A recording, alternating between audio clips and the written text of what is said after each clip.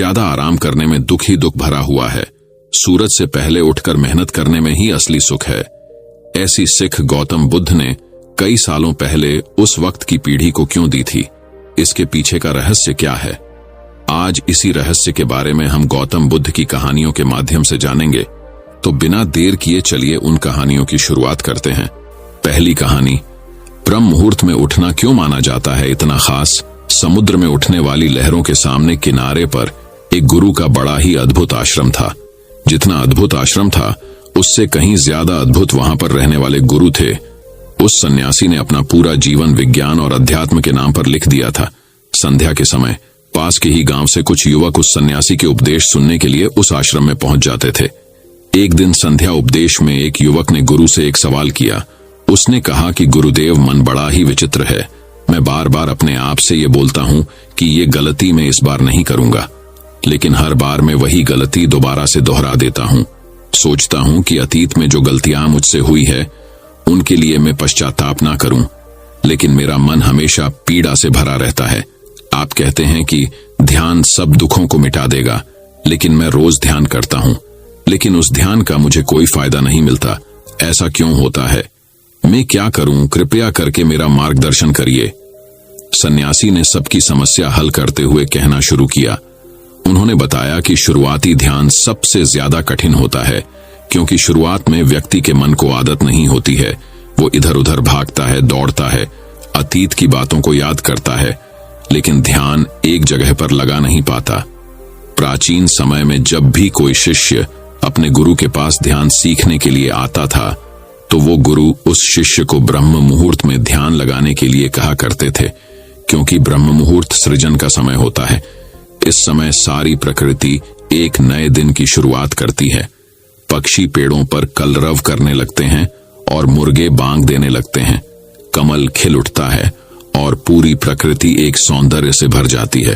प्राचीन शास्त्रों के अनुसार 24 घंटों को 30 मुहूर्त में बांटा गया है, जिसमें हर एक मुहूर्त 48 मिनट का होता है।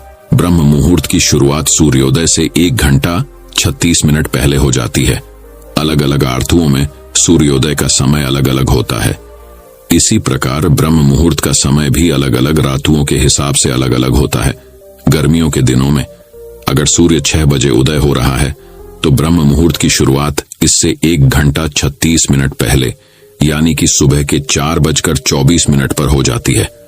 और वहीं पर सर्दियों में सूर्य अगर 7 बजे उगता है, तो ब्रह्म मुहूर्त की शुरुआत 5:24 पर होती है। आसान भाषा में अगर बात करें तो 4 बजे से 6 बजे का समय ब्रह्म मुहूर्त का ही समय होता है। ये वो समय होता है जब मंदिर के पट खुल जाते हैं। ऋषि मुनि नदियों में स्नान करने के पश्चात ध्यान साधना में लीन हो जाते हैं।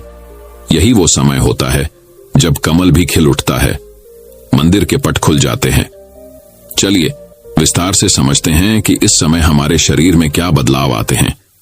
आयुर्वेद का कहना है कि मनुष्य का शरीर 3 ऊर्जाओं से, यानी कि 3 दोषों से बना होता है। वात, पित्त और काव, यही तीनों ऊर्जाएं हमें पूरी तरह से संचालित करती हैं। अगर इन दोषों का संतुलन हमारे शरीर में बिगड़ने लगता है, तो हम तरह तरह की बीमारियों से ग्रस्त हो जाते हैं। इन तीनों में से सबसे मुख्य ऊर्जा होती है वात की। वात का संतुलन बिगड़ने से हमारे शरीर में 80 तरह की बीमारियां पैदा होती हैं। पीठ का संतुलन बिगड़ने से 40 और कफ का संतुलन बिगड़ने से 20 तरह की बीमारियां जन्म लेती हैं। इस प्रकार इन तीनों दोषों में से वात सबसे ज्यादा महत्वपूर्ण है, और वात हमारे शरीर में सबसे ज्यादा सक्रिय सुबह के 2 बजे से 6 बजे के बीच में होता है। यानी कि ब्रह्म मुहूर्त से पहले उठने वाले लोगों का वात हमेशा संतुलन में रहता है, और इसी वजह से उनका पेट अच्छे से साफ होता है। उन्हें कोई बीमारी नहीं होती। वो हमेशा ऊर्जा से भरे हुए रहते हैं। उनका मुख कमल की तरह चमकता रहता है। उनमें असीम सौंदर्य पैदा हो जाता है। ब्रह्म मुहूर्त में उठने वाले लोग हमेशा आनंद में रहते हैं, और किसी भी काम को वो ध्यान बना लेते हैं। जो भी बुद्धिमान आदमी होता है, वो इस समय को व्यर्थ नहीं गवाता। अष्टांग हृदय, जो कि आयुर्वेद की एक श्रृंखला है, उसमें लिखा हुआ है कि खुद को जानने के लिए सबसे योग्य समय ब्रह्म मुहूर्त का ही होता है। जो लोग ध्यान में गहरे उतरना चाहते हैं, खुद की खोज करना चाहते हैं, उन लोगों के लिए ब्रह्म मुहूर्त का समय किसी वरदान से कम नहीं होता है। ये वो समय होता है जब पूरी प्रकृति एक नई शुरुआत करती है। इसीलिए जो अतीत होता है वो पीछे छूट जाता है। दिन में और किसी समय ध्यान करने से आपको विचार परेशान कर सकते हैं और आप ध्यान को लगा नहीं पाएंगे, लेकिन ब्रह्म मुहूर्त में जब दिन की शुरुआत होती है तो आपका मन और मस्तिष्क पूरी तरह से खाली होता है और ध्यान में उतर पाना उतना ही आसान होता चला जाता है। एक बार तथागत यानी कि बुद्ध के प्रिय शिष्य आनंद ने उनसे पूछा था कि हे तथागत, ब्रह्म मुहूर्त का समय आपके लिए कितना महत्वपूर्ण होता है। इस पर तथागत ने उत्तर दिया था कि जिस प्रकार मछली के लिए जल महत्वपूर्ण होता है, उसी प्रकार आनंद, ध्यान और शून्यता का जीवन जीने के लिए ब्रह्म मुहूर्त में सही समय पर जागना और जागने के बाद ध्यान में उतरना बहुत जरूरी होता है। अगर आपकी यात्रा आनंद की तरफ नहीं है, आप दुखों में, कष्टों में अपना जीवन जीना चाहते हैं, तो आपके लिए ब्रह्म मुहूर्त का कोई महत्व नहीं है। लेकिन अगर आप अपने जीवन में आनंद चाहते हैं, खुशी चाहते हैं, हमेशा ऊर्जा से भरा हुआ महसूस करना चाहते हैं, तो ये जरूरी हो जाता है कि बुद्धिमानों की तरह आपको भी ब्रह्म मुहूर्त का पूरा उपयोग उठाना चाहिए। सभी युवक ध्यानपूर्वक सन्यासी की बातें सुन रहे थे। सन्यासी ने ब्रह्म मुहूर्त पर वैज्ञानिक दृष्टिकोण पेश करते हुए सभी युवकों को बताया कि हमारे मस्तिष्क के ऊपरी हिस्से पर पीनियल नाम की एक ग्रंथि होती है, जो कि मेलाटोनिन नाम का एक हार्मोन रिलीज करती है, जो हमारे शरीर में आनंद की उत्पत्ति का कारण होता है। ये वही हार्मोन होता है जीतने अच्छे से, और जितनी ज्यादा मात्रा में पीनियल ग्लैंड मेलाटोनिन नाम का ये हार्मोन रिलीज करती है, उतने ही आनंदित हम रहते हैं। लेकिन जैसे ही हम सूर्य के संपर्क में आते हैं, ये मेलाटोनिन नाम का हार्मोन अपने आप नीचे गिरना चालू हो जाता है, और इसी वजह से जो लोग देर से उठते हैं, अक्सर ऐसे लोग बिना कोई कारण ही तनाव में रहते हैं। उन्हें खुद समझ में नहीं आता कि उनके अंदर तनाव किस बात का है। छोटी छोटी बातों पर गुस्सा आना, चिड़चिड़ापन, ये सारे स्वभाव उनके अंदर पाए जाते हैं। शरीर और मन मस्तिष्क की ये सारी प्रक्रिया मेलाटोनिन नाम के हार्मोन का पीनियल ग्लैंड द्वारा ठीक से रिलीज ना हो पाना, इसी के कारण कुछ इंसानों का भाव ऐसा हो जाता है। ब्रह्म मुहूर्त के बाद का मुहूर्त समुद्रम नाम से जाना जाता है, जिसमें शरीर और मन की मूवमेंट होती है। इस समय पीठ पर सूर्य की किरणें सीधी आती हैं और सेरोटोनिन नाम का एक हार्मोन रिलीज होता है, जो हमारे मन और मस्तिष्क में ऊर्जा पैदा करता है, एक ताजगी पैदा करता है, जिससे हम दिन के सभी काम कर पाते हैं। चरक संहिता में लिखा हुआ है कि जो व्यक्ति रोजाना ब्रह्म मुहूर्त में उठता है, उसकी उम्र बढ़ने की रफ्तार धीमी हो जाती है। यानी जिन लोगों के चेहरे पर समय से पहले झुर्रियां आने लगी हैं, उनके बाल पकने लगे हैं, ऐसे लोग अगर नियमित रूप से ब्रह्म मुहूर्त में जागने का अभ्यास करें, तो कुछ ही समय में वो पाएंगे कि उनके चेहरे की झुर्रियां और उनके बाल पूरी तरह से ठीक हो चुके हैं।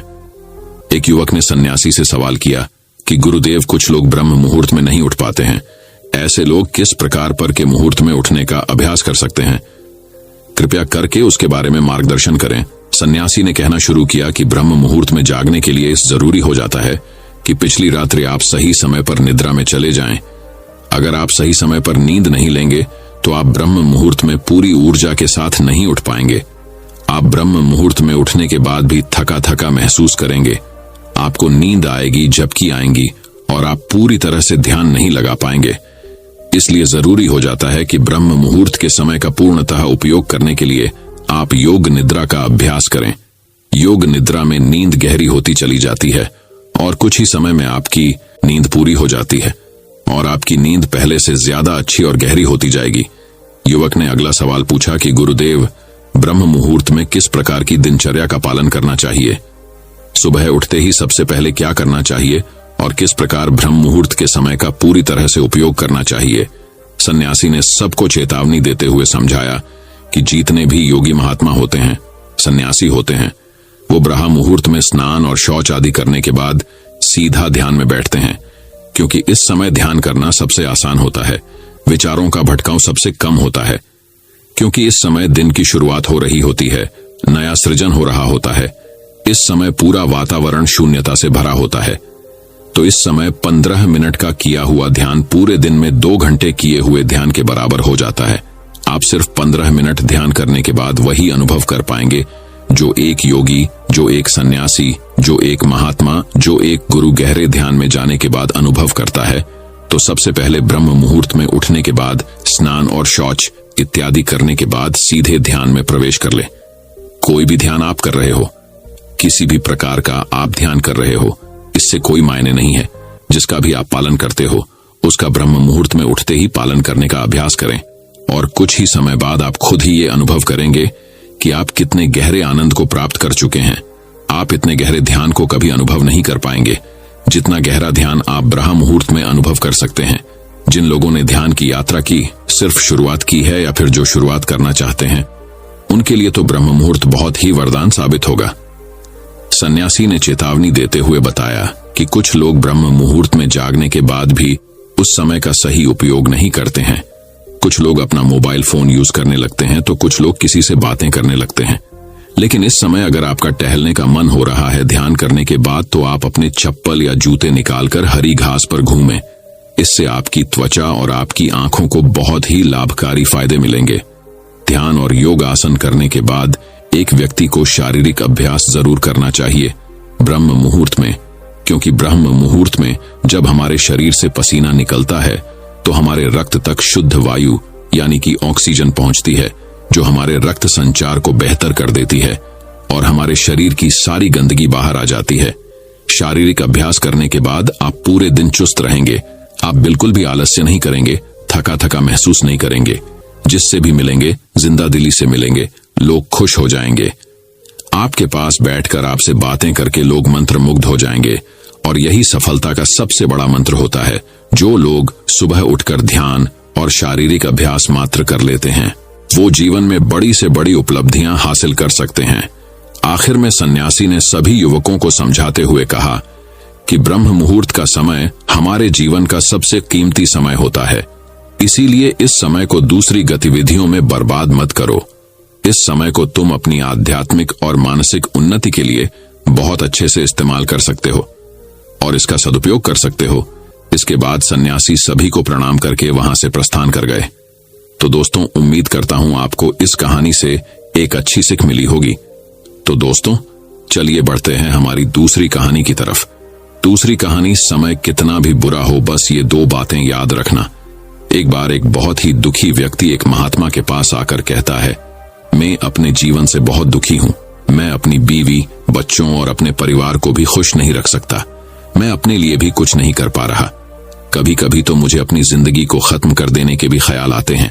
आप इतनी साधनाएं करते हैं, इतनी तपस्या करते हैं, क्या आप मुझे कोई ऐसा मार्ग बता सकते हैं जिससे मैं अपने बुरे वक्त से बाहर आ सकूं?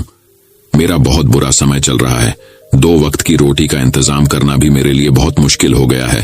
अब आप ही बताइए कि ऐसे वक्त में मैं जिंदा रहूं तो कैसे रहूं, कैसे अपने परिवार को खुश रहूं? कृपया करके कोई साधारण सा तरीका बताने की अनुकंपा करें ताकि मैं आसानी से समझ सकूं, क्योंकि मैं बहुत पढ़ा लिखा नहीं हूं।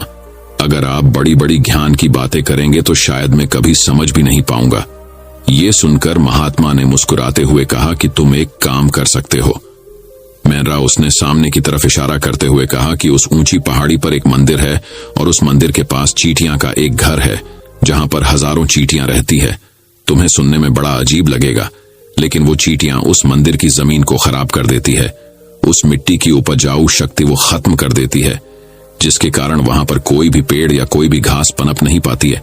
तुम मेरा एक काम करो, उसके बाद मैं तुम्हें तुम्हारे सवालों के जवाब दूंगा। तुम 7 दिन तक रोज उस पहाड़ी पर जाओ और उस चींटियां के घर को तहस नहस कर दो, उसको तोड़ दो। जब भी तुम्हें कोई चींटियों का घर दिखे मंदिर के आसपास, तो उसे वहीं पे तहस नहस कर देना।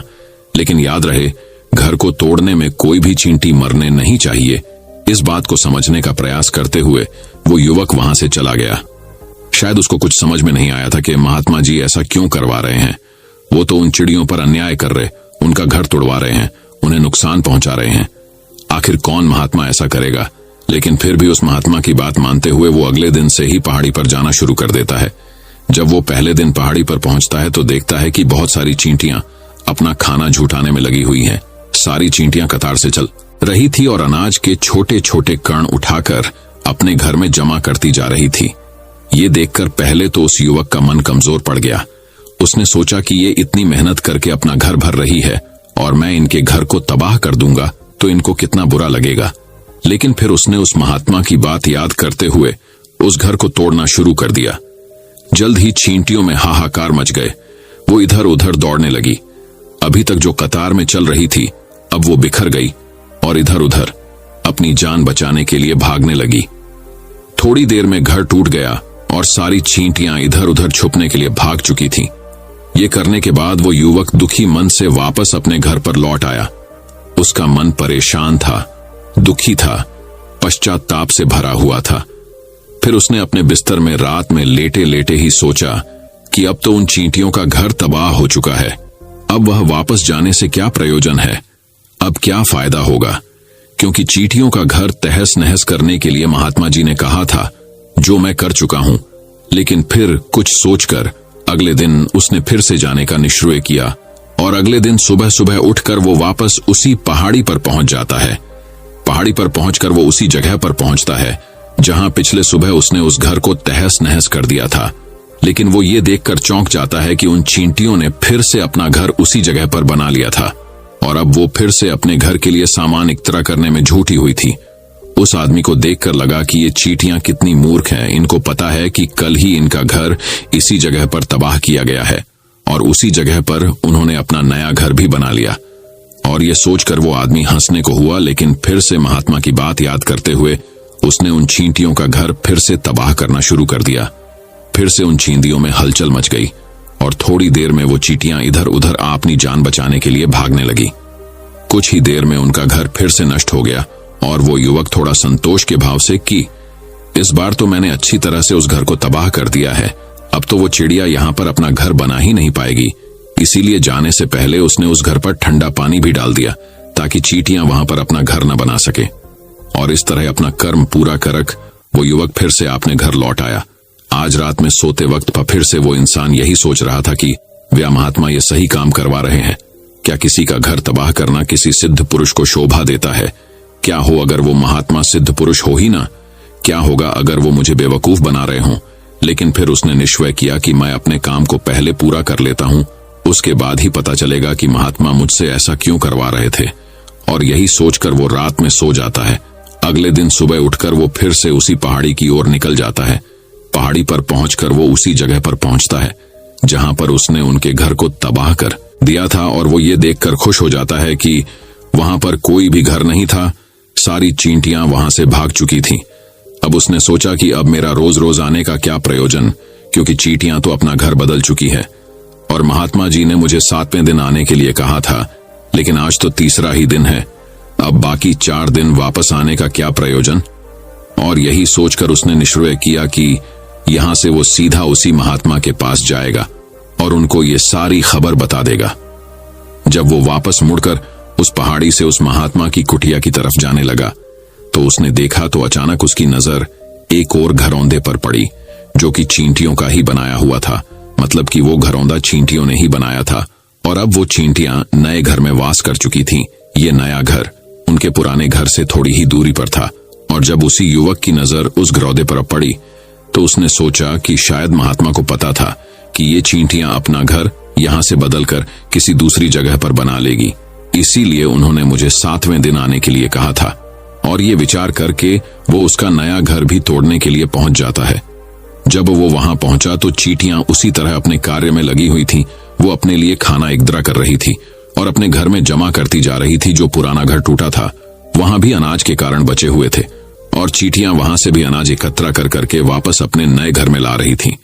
अब यहां पर फिर से युवक का मन थोड़ा कमजोर पड़ गया, क्योंकि वो खुद भी कमजोर था, खुद भी वक्त का मारा हुआ था।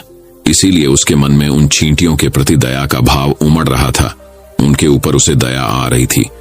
वो चाहता था वे उनकी मदद करे, लेकिन वो उल्टा उनको नुकसान पहुंचा रहा था। लेकिन उस महात्मा की बात को याद करते हुए उसने फिर से उस घर को तोड़ने का निश्चय किया और उसने इस बार बड़ी ही सावधानी के साथ बिना किसी चींटी को कोई नुकसान पहुंचाए वो घर तबाह करना शुरू कर दिया। वक्त थोड़ा ज्यादा लगा, क्योंकि किसी भी चींटी को नुकसान न पहुंचाने की शर्त महात्मा ने पहले ही रखी थी।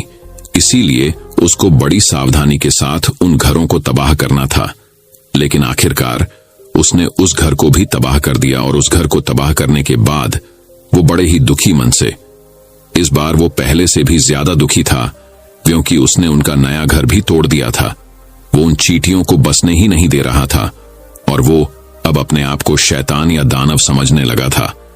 लेकिन फिर भी उस महात्मा की बात को मानते हुए वो अपने घर पर दुखी मन से वापस आ गया।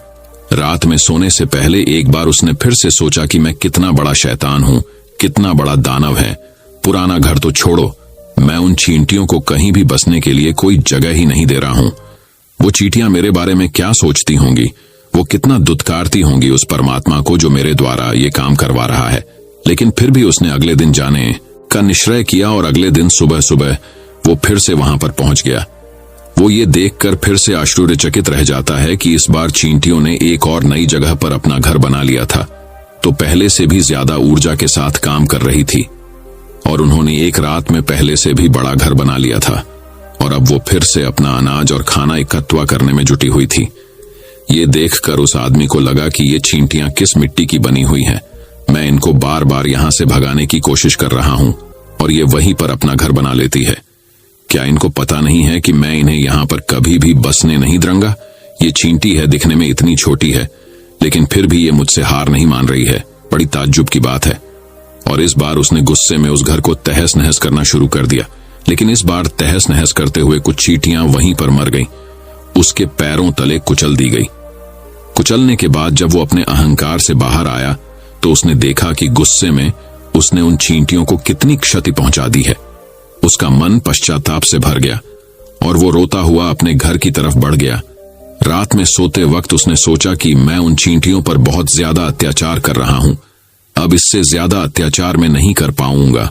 और यही सोचकर वो अगले दिन उन चींटियों के लिए अपने घर से थोड़ा आटा लेकर उसी पहाड़ी पर पहुंच जाता है। आज उसके मन में उन चींटियों के प्रति अद्दा का भाव था, दया का भाव था। आज वो उनकी मदद करना चाहता था। और जब वो वहां पर पहुंचा तो चींटियां फिर से अपने नए घर को बनाने में जुटी हुई थीं। उसने बड़ी ही करुणा के साथ उन चींटियों को अपना लाया हुआ आटा खिलाया और अगले 3 दिनों तक वो ऐसा ही करता रहा। वो रोज सुबह जाता और उन चींटियों को अपने हाथों से आटा खिलाता। 7 दिन के बाद वो युवक उस महात्मा के पास पहुंचकर हाथ जोड़कर बोलता है कि हे महात्मा जी, मुझे माफ कर देना। मैंने उन चींटियों का घर तबाह करने के लिए बहुत कोशिश की। मैंने उनका घर तबाह किया भी एक बार नहीं, 4 बार मैंने उनका घर तोड़ा। उसके बाद मैं हिम्मत नहीं कर पाया, उनके घर को नहीं तोड़ पाया।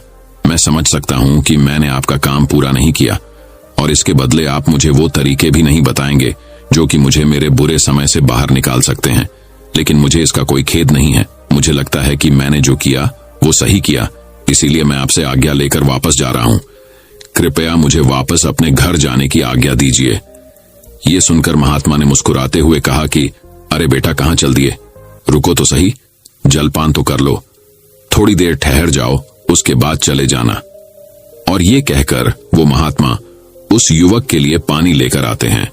पानी पिलाने के बाद महात्मा उस युवक से पूछते हैं कि तुम मुझे ये बताओ कि आखिर तुम उन चींटियों का घर तबाह क्यों नहीं कर सके? वो चींटियां तो छोटी छोटी है और तुम इतने विशाल काय हो, फिर भी तुम उन छोटी छोटी चींटियों का घर तबाह नहीं कर पाए। कहां है तुम्हारी शक्ति, तुम्हारा बाहुबल? इसका जवाब देते हुए उस युवक ने कहा कि हे महात्मा, मैंने उन चींटियों का घर तबाह कर दिया था, बार बार किया था। एक बार तो अपने गुस्से में उन चींटियों को भी मैंने हानि पहुंचा दी थी। लेकिन जिस दिन मैंने उनको हानि पहुंचाई उसी दिन मेरे को लगा कि मैं इनको क्यों हानि पहुंचा रहा हूं, क्यों इनको इतनी तकलीफ दे रहा हूं। और उसी दिन से मैंने उनको क्षति पहुंचाने की बजाय, नुकसान पहुंचाने की बजाय उनकी सहायता करनी शुरू कर दी। ये सुनकर उस महात्मा ने कहा कि यही तो सीखने की बात है। एक छोटी सी चींटी हमें जीवन का संदेश दे जाती है। मैंने तुम्हें उन चींटियों का घर तबाह करने के लिए नहीं भेजा था, मैंने तुम्हें भेजा था ताकि तुम उन चींटियों से कुछ सीख ले सको। तुम्हें क्या सीख मिली उन चींटियों से, क्या मुझे बता सकते हो? यह सुनकर उस युवक ने पूरी कहानी बयां कर दी। पूरी कहानी सुनने के बाद महात्मा ने मुस्कुराते हुए कहा कि बेटा, पहली सीख जो इन चींटियों से लेने की थी वो ये थी कि तुमने कितनी ही बार उनके घर को तोड़ने की कोशिश की, कितनी ही बार प्रयास किया कि उनका घर तबाह हो जाए, लेकिन वो हर बार अपना नया घर बना लेती थी। उन्होंने कभी भी हार नहीं मानी। अगर वो हार मान लेती तो वो चींटियां तुम्हें वहां पर नहीं मिलती। जीवन कार्यशीलता का नाम है, कर्मशीलता का नाम है, लेकिन हम मनुष्य 1-2 बार हार मिलने पर ही टूट जाते हैं, हताश हो जाते हैं और फिर जीवन में प्रयास ही नहीं करते। और कुछ लोग तो अपनी जिंदगी को खत्म करने पर उतासरू हो जाते हैं।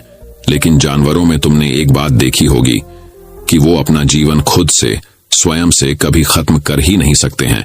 तुमने कभी नहीं सुना होगा कि किसी जानवर ने आत्महत्या कर ली, चाहे वो जानवर कितना ही भूखा व्यव ना हो, कितना ही दुखी क्यों ना हो, लेकिन वह अपने जीवन के लिए हमेशा संघर्ष करता रहता है। लेकिन वहीं पर दूसरी तरफ हम मनुष्य एक दो बार हताश होने पर ही अपना जीवन खत्म कर लेते हैं। जीवन तो कर्मशीलता है, कर्म करने का नाम है। जीवन और मृत्यु आखिरी विश्राम है, परम विश्राम है। इसीलिए मृत्यु से पहले कर्म करना कभी मत छोड़ना, क्योंकि मृत्यु के बाद तो तुम परम विश्राम में चले ही जाओगे। तो उससे पहले कर्म करना क्यों छोड़ रहे हो, क्यों हताश हो रहे हो? अगर तुम्हारा एक घर टूट गया है तो दूसरा घर बनाने का प्रयास करो, कोशिश करो, और कोशिश करने वालों की कभी हार नहीं होती। ये तुम उन चींटियों से देख चुके हो। देखने में तुमसे कितनी छोटी है वो चींटियां और तुम इतने बड़े हो, लेकिन उनका मन तुम्हारे मन से इतना बड़ा है, इतना विशाल है, इतना दृढ़ संकल्प ही है कि इतनी बार घर टूटने पर भी उन चींटियों ने कभी हार नहीं मानी। दूसरी सीख ही यहां से लेने की थी। वो ये थी कि जब भी हमारे ऊपर बुरा समय आता है, हमें लगता है कि ये समय कभी नहीं जाएगा, ये समय मेरे जीवन को बर्बाद कर देगा, मुझे कभी नहीं जीने देगा। और अपने इन्हीं ख्यालों से, अपने इन्हीं विचारों से, जिनका असलियत में कोई भी अस्तित्व नहीं है, वो सिर्फ विचार है, और वही विचार हमारे मन को दुखी कर देते हैं और इसीलिए हम प्रयास करना भी छोड़ देते हैं। लेकिन तुम खुद सोचो कि बार बार प्रकृति हमें क्षति पहुंचाएगी, नुकसान पहुंचाएगी, लेकिन कब तक पहुंचाएगी? अगर हम बार बार फिर से उठ के फिर से नया प्रयास करते रहेंगे तो प्रकृति भी हमारे सामने घुटने टेक देगी और वो भी एक दिन हमारे ऊपर दयावान हो जाएगी, कृपालु हो जाएगी, और वो हमें सब कुछ देने लगेगी जिसकी हमने कभी कामना की थी। तुमने खुद देखा कि तुम उन चींटियों को तबाह करने के लिए पहुंचे थे, लेकिन बाद में तुम ही उन चिड़ियों को अनाज और आटा देने लगे। तुम ही उन पर कृपालु हो गए, व्यों हुए, क्योंकि तुमने देखा कि वो चींटियां हार ही नहीं मान रही हैं। इसी तरह अगर तुम भी अपने जीवन में कभी हार नहीं मानोगे तो एक ना एक दिन ये प्रकृति तुम्हें वो सब कुछ देगी जो तुम अपने जीवन में पाना चाहते थे। इसीलिए दो सीख याद रखना, कर्मशीलता कार्य करते जाना, और दूसरा कि एक ना एक दिन प्रकृति तुम्हारी उस कर्म का परिणाम तुम्हें जरूर देगी। तो दोस्तों चलिए बढ़ते हैं हमारी तीसरी कहानी की तरफ। दोस्तों, बहुत समय पहले की बात है। प्रद्युम्न सिंह नाम का एक राजा था। उसके पास एक हंस था। राजा उसे मोती चुगाया करता और बहुत लाड़ प्यार से उसका पालन किया करता। वह हंस नित्य प्रति सायंकाल राजा के महल से उड़कर किसी भी दिशा की ओर चला जाता। एक दिन की बात है, वह हंस उड़ता हुआ दीवान जी की छत पर जा बैठा। उनकी पुत्रवधू गर्भवती थी।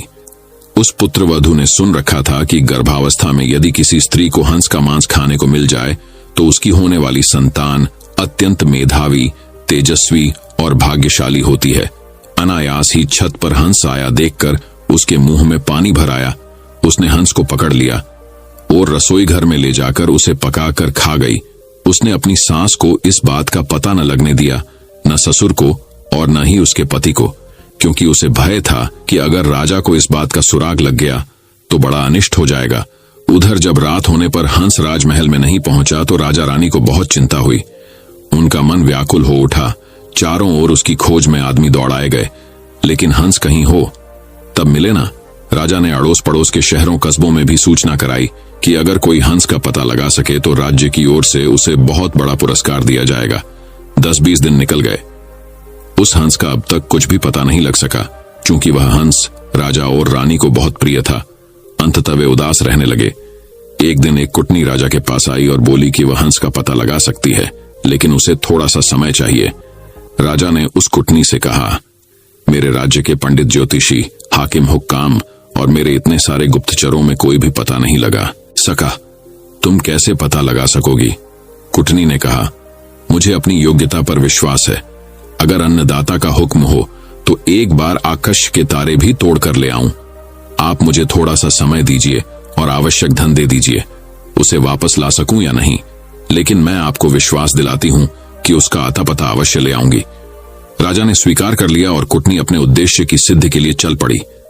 सबसे पहले कुटनी ने यह पता लगाया कि शहर के धनिक घरों में कौन कौन स्त्री गर्भवती है। उसे पता था कि गर्भावस्था में किसी स्त्री को यदि हंस का मांस मिल जाए तो वह बिना खाए नहीं रहेगी। साथ ही वो यह भी जानती थी कि साधारण घर की कोई स्त्री राजा का हंस पकड़ने का साहस नहीं कर सकती। खोजते खोजते उसे पता लगा कि दीवान की पुत्रवधू गर्भवती है। अंततः उसके मन में संदेह हो गया कि हो सकता है राजा का हंस उड़ते उड़ते किसी दिन इनके घर की छत पर आ गया हो और गर्भावस्था में होने के कारण लोभवश यह स्त्री उसे खा गई हो। कुटनी ने सोचा, किसी भी स्त्री के साथ निकटस्थ मैत्री करने के लिए उसके पीहर के हालचाल जानना आवश्यक है। इसलिए कुटनी उसके पीहर के गांव पहुंची। वहां जाकर उसने पीहर वाले सारे लोगों के नाम धाम तथा उनके घर में बीती हुई खास खास पुरानी घटनाओं की जानकारी ली। उसे पता लगा कि दीवान जी की पुत्रवधू की बुआ छोटी उम्र में ही किसी साधु के साथ चली गई थी और आज तक लौटकर नहीं आई है। उसने सोचा, अब दीवान जी के घर जाकर उनकी पुत्रवधू की बुआ बनकर भेद लेने का अच्छा अस्त्र अपने हाथ आ गया।